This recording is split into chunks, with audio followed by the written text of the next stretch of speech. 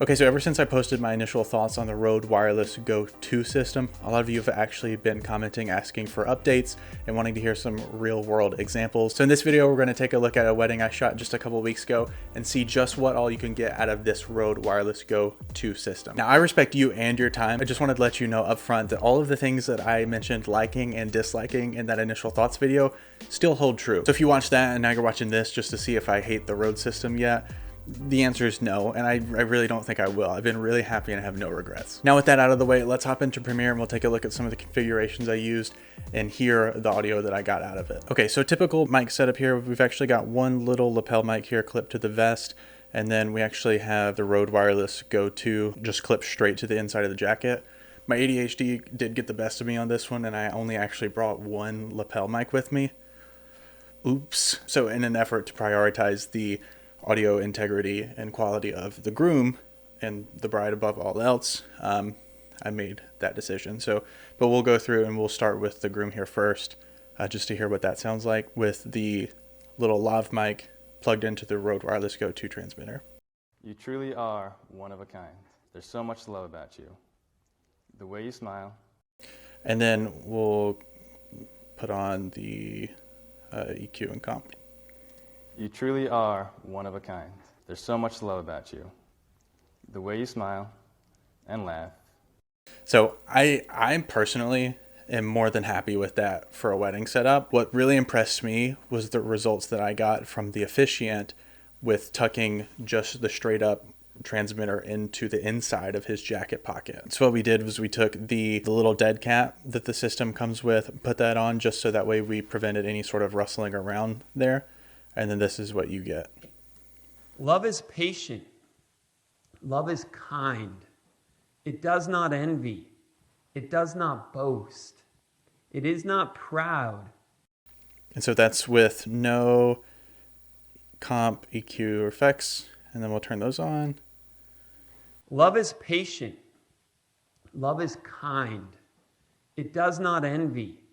It does not boast.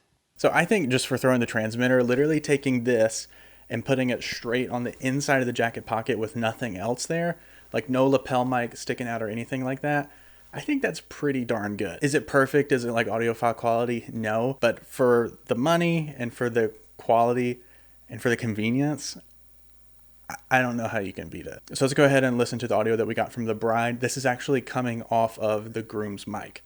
I've prayed for years to find a good guy, but he gave me so much more than that. Today in front of everyone. So it's not great, but I was surprised at how much it allows you to sort of salvage that. So I put an EQ, a compressor, and I did a little bit of denoise just to try and bring that back. Because what was happening is they were using a handheld microphone. If you've ever shot a wedding, you know that that's kind of like your Achilles heel, right? You're trying to record audio directly in, but you're also fighting with the spill from the house speakers. So here's what that sounds like, trying to mitigate some of that. I've prayed for years to find a good guy, but he gave me so much more than that. Today in front of everyone, I wanted to make these promises to you. And honestly, I think that's pretty great. For if you're doing like an interview setup or something like that where audio is probably a little bit more important, this might not be it for you, but also you're going to have mics directly on people. This is really the only situation where I wasn't really pleased. Whenever I had the lapel mic on the groom, I think the groom sounds incredible. I think the officiant sounds okay, but considering where I had the mic placed, I think it's incredible.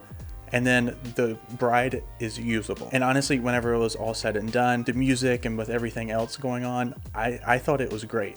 And I was really happy with this setup. Now for this wedding, the camera that had the Rode Wireless Go 2 receiver on it was in the back left of the sanctuary, approximately 80 feet or so away from the bride and groom, and that was going into a Fujifilm X-T4, just in case you're curious for like preamps and stuff like that. But whenever reviewing the footage and going through all of that, I had zero latency. I mean, everything was synced up perfectly. It literally made my life so much easier during post than if I would have had a completely separate unit and had to sync that audio. Like I said before, I still really love the Rode Wireless Go 2, and it's still probably going to be my go-to for an audio solution in run and gun applications. As I mentioned in previous videos, you need the right tool for the right job. The Rode Wireless Go 2 isn't like a magic pill or something like that, but I just hope that I've given you enough information to determine whether or not it's the right option for you. Now, I am hoping to get my hands on some similar options from Deity and DJI, things like that, so definitely be sure you're subscribed for whenever those comparison videos come out. If you haven't seen my first impressions on the Rode Wireless Go 2,